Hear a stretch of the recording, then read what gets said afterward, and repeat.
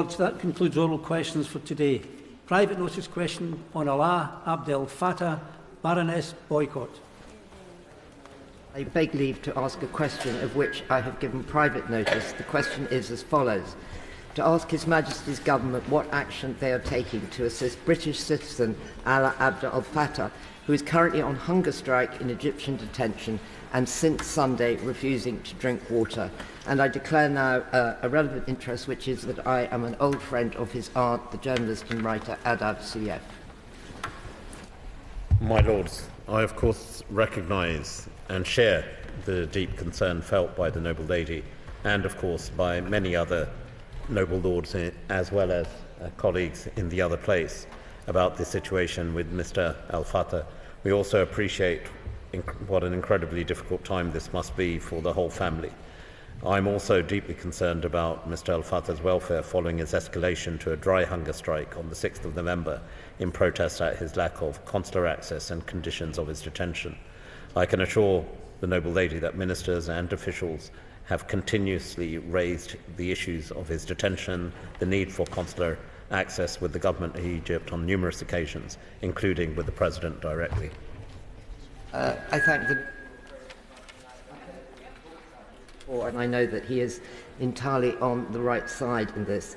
The point about Mr Al Fattah is that during the Arab Spring he campaigned for democracy, and had things gone differently he would have been someone that this government would have worked closely with to bring democracy to Egypt. In fact, he has spent the last 9 years in prison, in some of the most inhuman prisons that Egypt can manage to come up with. He has, as we know, been on a hunger strike now on 100 calories a day for over 200 days, and using, obviously, the worldwide attention on Egypt that the COP brought to, starting on Sunday, he went on a water strike. Now, I am in contact with his aunt. They have no proof of consciousness, no proof of life.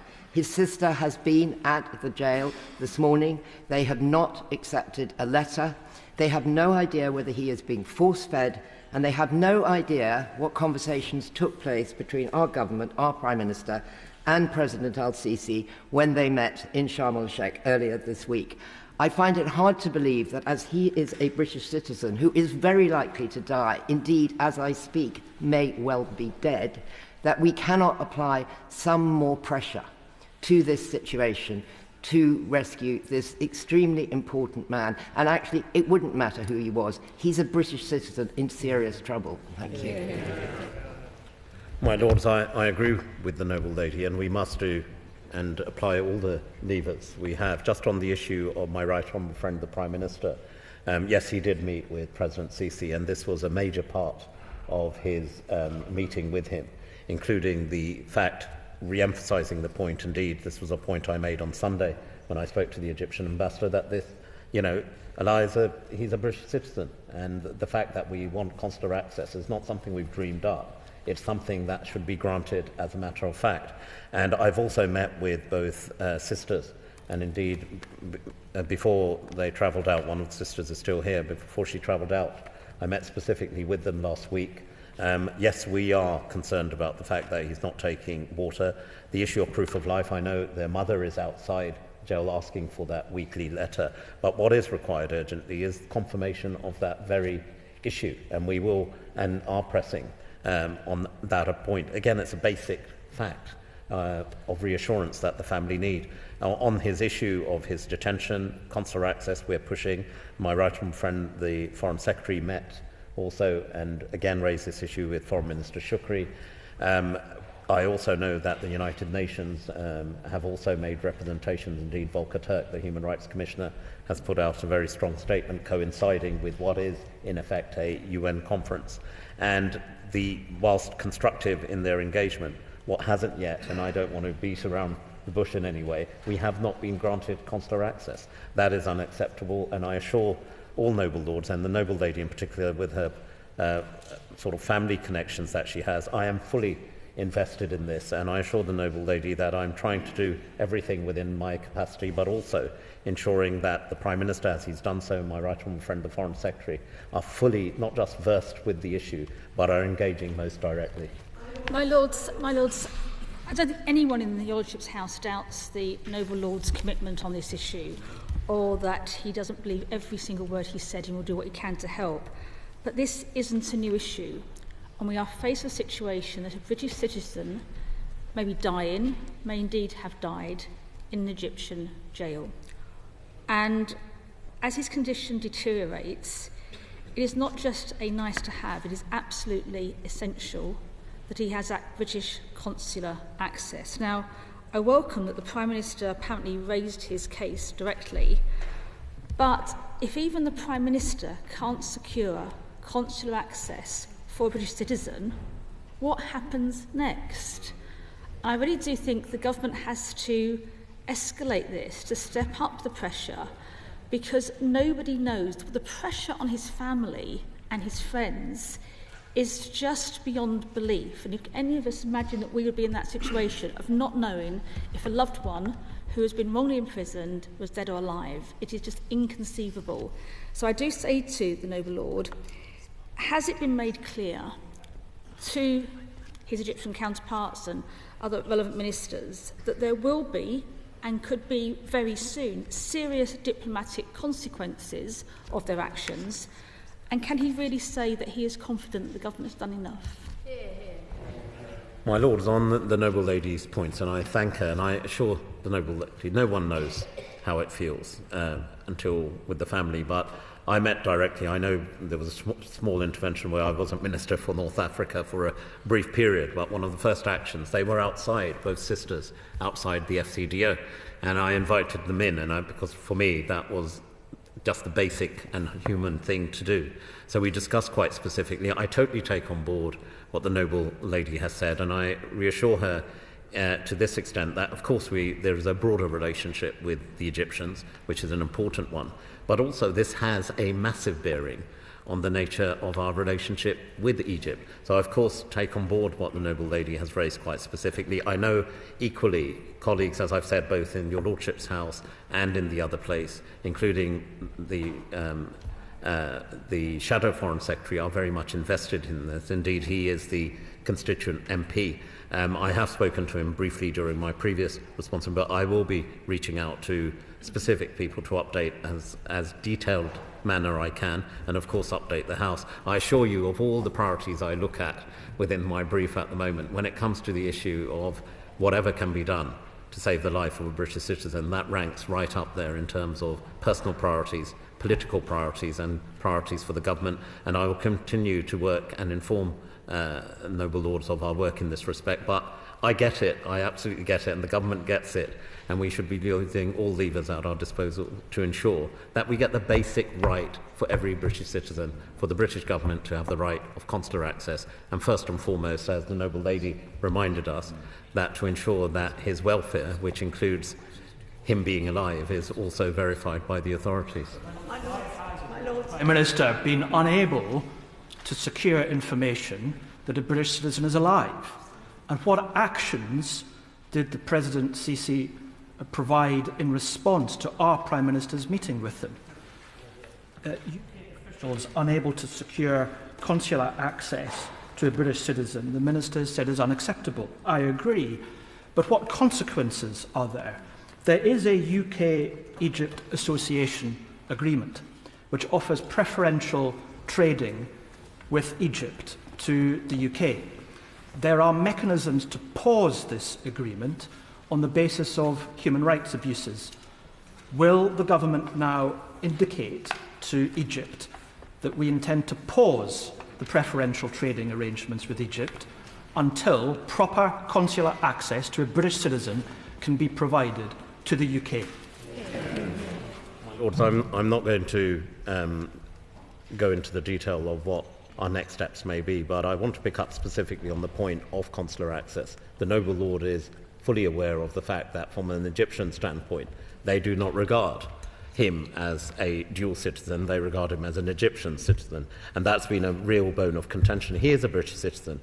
The fact is, he is a British citizen, and yes, I can confirm he has a British passport and he should be given consular access. The Prime Minister raised the issue quite directly and specifically on this issue in terms of whether that release or indeed the first step, which is the consular access, is secured or not. We're pressing for that because that's the follow-up step. On the issue of what broader measures may be taken, what I can't say to the noble lord of what those may be, but I fully take on board the points that he's raised. And also I emphasise again, and maybe I am in a quite unique position here, that I'm not only just the minister responsible for our relations with Egypt, I'm also the minister responsible for human rights, and I take that second responsibility most seriously.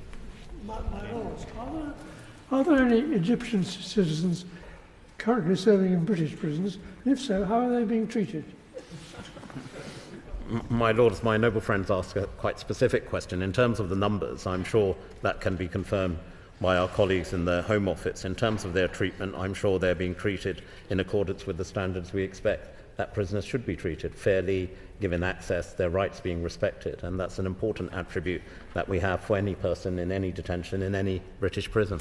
My lords, I'm grateful to the noble Lord the Minister for his answers so far, but put very simply, does he agree with the following proposition?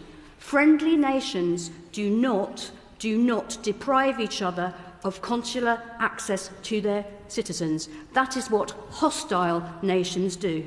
And if Her Majesty's government cannot protect Allah in Egypt, it will be harder to protect British citizens all over the world. I agree with the noble lady. It is a primary responsibility. When you take any oath, when you take any position in any government, whether it's from any place in your lordship's house or in the other place, the primary responsibility every minister swears to is the security and safety of our citizens. It's the primary duty of any government, of whatever political colour. That remains focus of the current British government. I fully accept the fact that we have not gained consular access, but, if I can say so, I welcome questions and challenge like this, because it's not just a minister saying to the Egyptian authorities that this is a matter of concern or priority for the British government and saying we will be challenged. We are being challenged, and rightly so, because it's a strength of our democracy. And the whole essence of Ala'a's detention was he was someone who feels democracy is an important element in any progressive, inclusive society. We are friends with Egypt.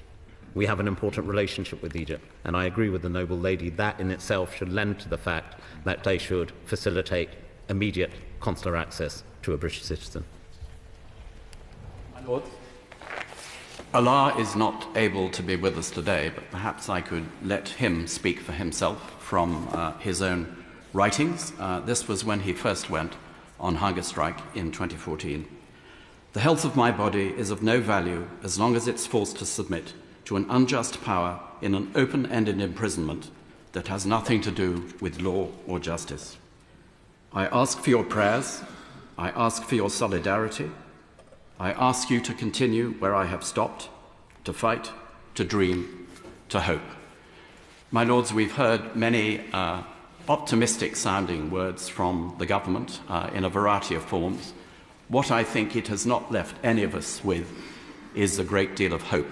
So I would ask the Minister, can he say something which will give us at least a modicum of hope?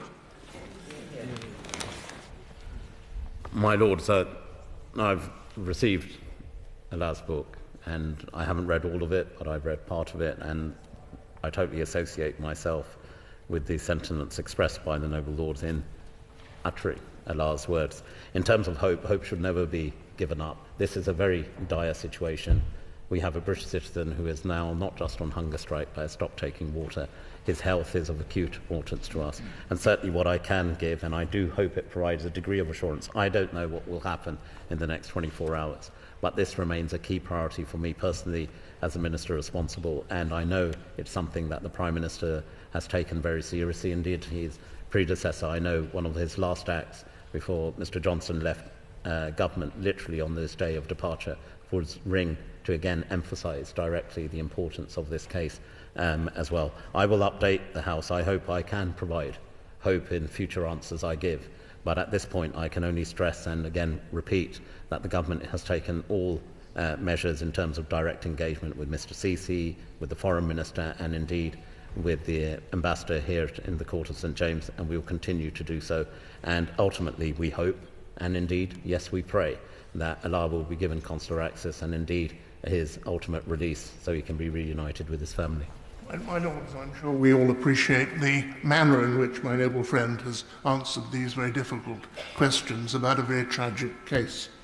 And let's hope that the ultimate tragedy does not occur. But, my Lords, does this not raise a wider issue as to where international conferences and even sporting events should be held? Should we not be a little discerning? And would it not, in fact, have been better for this United Nations conference to be held at the United Nations? Because it gives a degree of encouragement to allow countries that have fairly repressive regimes, if they are able to strut the world stage and act as host to incredibly important international gatherings. My Lords, obviously decisions are made about where locations or particular events are, but in defence of the United Nations, what I would say that whilst the conference has been going on, and we've seen, and I talked earlier of the response of the High Commissioner for Human Rights, who's the senior-most official and very close, I know, to the Secretary-General, Antonio Guterres. They've put out a very blunt and specific statement on this particular case, and I think international conferences do provide an opportunity, whilst we appreciate and the Egyptians hosting this conference on the important priority of climate change and tackling what is for many an existential threat around the world. At the same time, it gives an opportunity, and it is right, that whether we do it directly, as in this case, or indeed the UN more generally through its human rights organs, that it throws a spotlight on specific issues, again, on the issues of human rights within a given country. Questioned on an answer to an urgent question asked in the House